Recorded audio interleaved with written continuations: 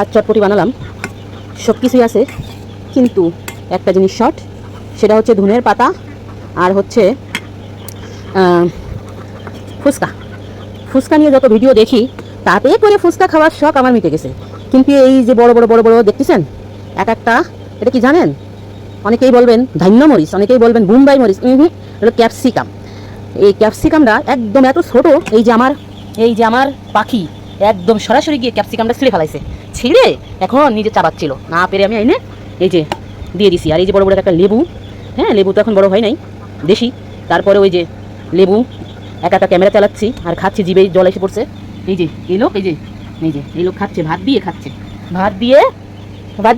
আপনি, আমি শুধু খাবো। বাবা বাবা কোলে আসা যাবে না, তুমি খাও না, না না না, আমি তোমার সাথে তো এই মজা করবো না, আমি গা গোসল দিয়ে আসছি, এখন একটু শান্তি মতো খাবো, তোমার কোলে নিতে পারবো না।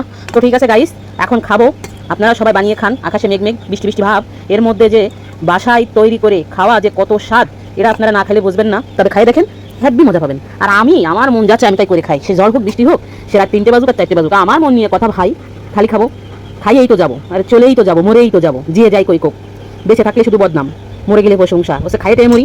Bye bye.